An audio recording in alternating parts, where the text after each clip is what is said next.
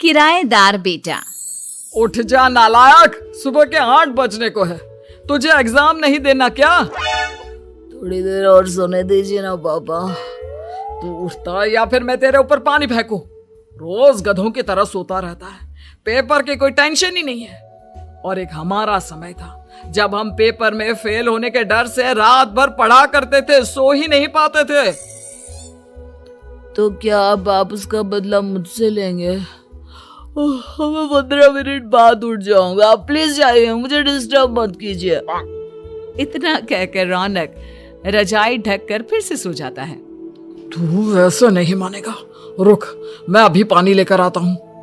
बस फिर क्या था, इतना कहकर वो भागते हुए बाथरूम में जाते हैं और पानी की एक बड़ी सी बाल्टी लाकर रौनक के ऊपर फेंक देते हैं। पानी पड़ते ही रौनक झट से उठ जाता है। ये आपने क्या किया पापा? अब तो उठेगा नहीं तो यही करना पड़ेगा ना। वैसे थैंक्स डैड, आपके कारण ना अब मुझे नहाने की भी जरूरत नहीं पड़ेगी। चलिए अब आप माँ से बोलकर मेरे कपड़े निकलवा दीजिए, तब तक मैं ब्रश कर लेता हूँ। वैसे कल ना आप एक काम और करना, नहलाने के साथ साथ मुझे ब्रश भी करवा देना। ये ब्रश करने में ना मुझे बहुत आलस आता है।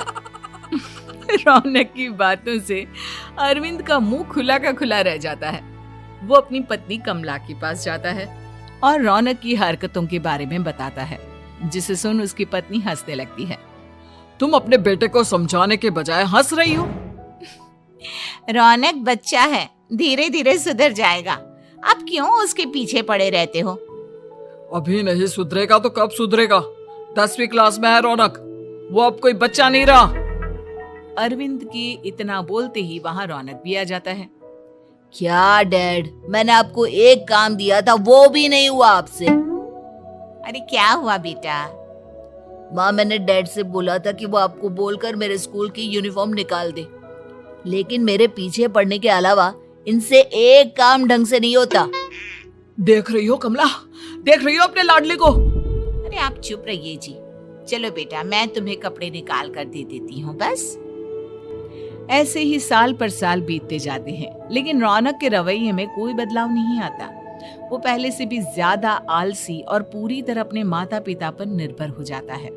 2 साल बाद पता नहीं कहाँ गायब रहता है पूरे दिन, अब तक तो आ जाना चाहिए था। अरे आप इतनी फिक्र क्यों कर रहे हो उसकी? दोस्तों के साथ खेल रहा होगा, आ जाएगा अभी। ये कोई टाइम है खेलने का? 10 बजने वाले हैं, इतनी रात में कौन खेलता है? कमला कुछ कहती उससे पहले ही रौनक वहां आ जाता है। मम्मी जल्दी से खाना लगा दो, बहुत भूख लग रही है। तुम्हें तब तक खाना नहीं मिलेगा जब तक तुम बता नहीं देते कि इतनी रात गए कहां से आ रहे हो। ओ प्लीज डैड, अब आप एसी पे प्रद्युमन बनकर मेरे सर पर बंदूक लेकर मत बैठ जाना। अपनी फालतू की बकवास बंद कर और बता कहां से आ रहा है।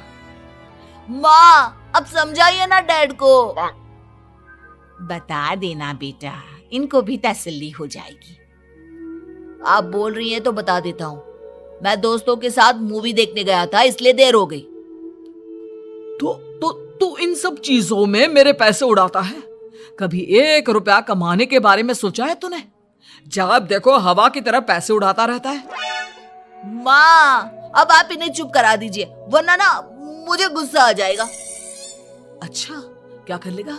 बता ना क्या कर लेगा तू? वैसे बात तो ठीक ही है, मैं कर ही क्या सकता हूँ। पैसे तो फिर भी मैं आपसे ही मांगूंगा ना। चलिए अब ये सब बात छोड़िए और मम्मी मेरे लिए खाना लगा दीजिए। अभी लगा देती हूँ बेटा। मैं बता रहा हूँ कमला, एक दिन ये ऐसे ही बिगड़ जाएगा। उफ़ो, आप क्यों इतना पीछे पड़े रहते हो मेरे बच्चे के? बात की बात में देखेंगे, अभी आप शांति से उसे खाना खाने देंगे। अगले दिन डैडी मुझे 10,000 रुपए चाहिए। हाँ? अब इतने पैसे क्यों चाहिए तुझे? डैड अब बिना सवाल किए कभी पैसे नहीं दे सकते क्या? जब तक तू बताएगा नहीं तुझे पैसे भी नहीं मिलेंगे। अरे अब आप अपने बेटे को पैसे भी नहीं दे सकते? नालायक, तेरी उम्र के लोग नौकरी करते हैं और एक तू है जो नौकरी करने का नाम ही नहीं लेता कभी।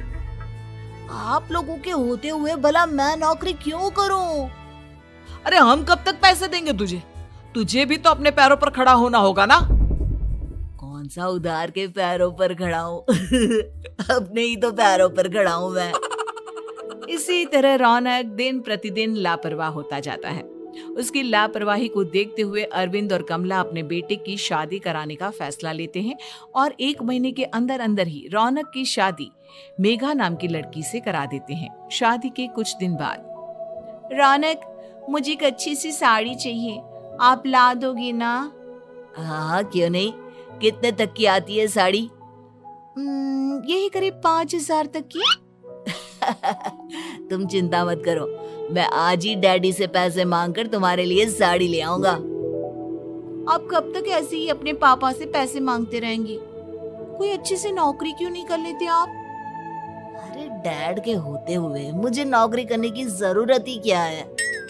पर आप ऐसे कब तक उनसे पैसे मांगते रहेंगे? कुछ आपको अपने दम पर भी तो करना होगा ना। अब तुम भी बाकी लोगों की तरह मुझे ज्ञान देना शुरू मत कर देना। साड़ी चाहिए ना तुम्हें, मिल जाएगी बस।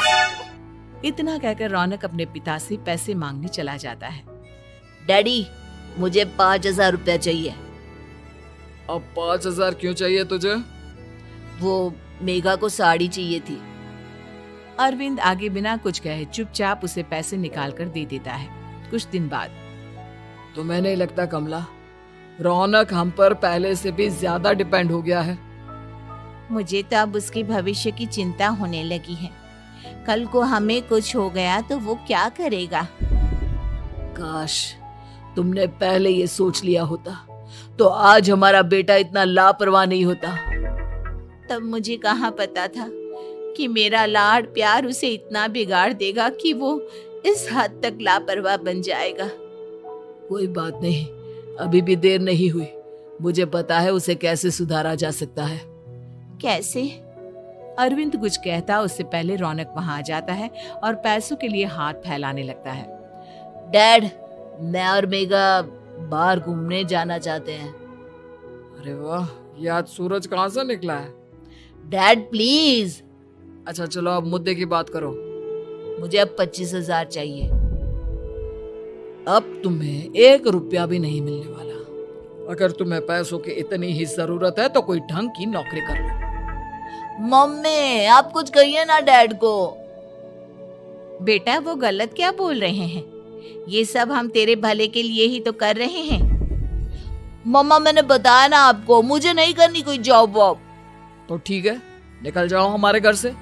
तुम्हारे जैसे लोगों के लिए मैंने ये घर खड़ा नहीं किया है।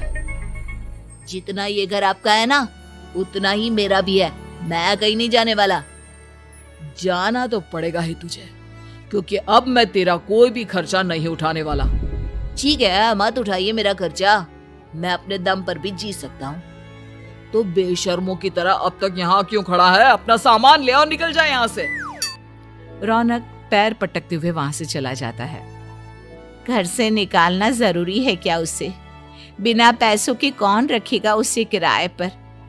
अगर उसका भविष्य सुधारना है तो हमें अपने दिल पर पत्थर रखकर ये कदम उठाना ही होगा।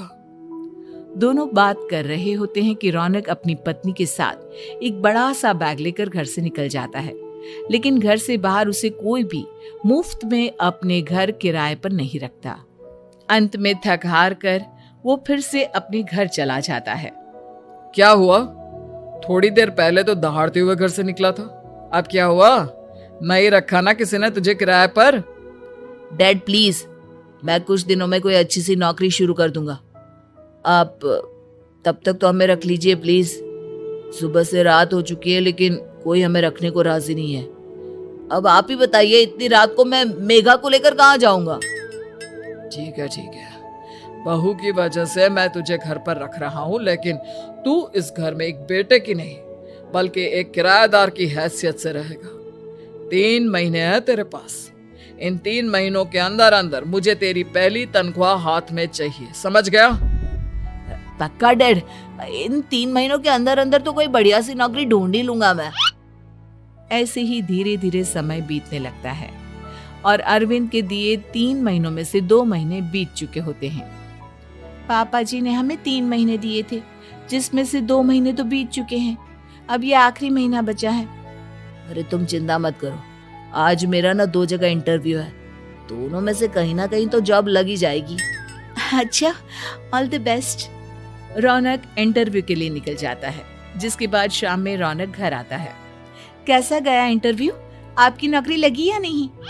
अरे पहले सांस तो ले लेने दो अच्छे से। बताइए ना, मुझसे तो जरा भी इंतजार नहीं हो रहा है। वो दरअसल बात यह है कि मेरी नौकरी तो लग चुकी है, लेकिन पैसे बहुत कम है। कितने पैसे हैं? 15,000। इतने में अरविंद और कमला मिठाई का डिब्बा लेकर आ जाते हैं।